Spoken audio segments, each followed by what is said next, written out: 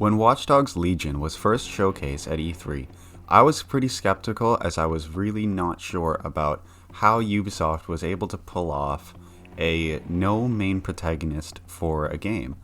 But after playing Watch Dogs Legion for the past weekend, I have to say, you got nothing to worry about. My first impressions of Watch Dogs Legion is actually pretty strong. I felt like the game is much more than I had expected it to be. I was expecting a not so strong entry in the Watch Dogs franchise. I actually really enjoyed Watch Dogs 2 more than Watch Dogs 1. I think Watch Dogs 2 was a great game in the series and was really hoping they would build off of it in Watch Dogs Legion and have a stronger protagonist. But the announcement of no major protagonist and that you would be able to choose your own protagonist, I was very skeptical about. But after playing the game, that worry has gone away. My main worry was that you would be able to pick any character you wanted, but you wouldn't really have much detail paid attention to that character in terms of voice acting and story and lines and all that. But Watch Dogs Legion has thoroughly surprised me.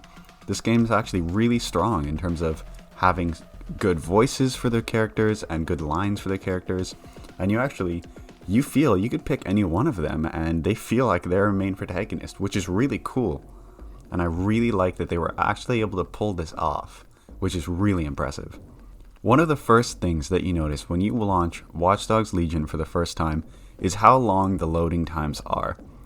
I think it's pretty clear that this game was intended to be developed for the next generation of consoles, and the normal hard drives in the current gen consoles, as I'm playing on Xbox One X, they're not up to the task as much. The load times are really quite long, and they kind of detract from the experience a bit, but again, this is only if you're playing on current gen consoles. If you're playing on PC or next generation consoles, this will be nothing to worry about.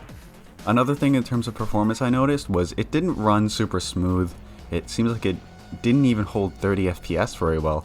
I was playing at 4K and it didn't hold 30 as strongly as I would have liked it to. I definitely had a few freezes and it was definitely just not a silky smooth experience, but again, on the next generation consoles, I think this will be fixed, and even probably later on with a patch, this should be fixed.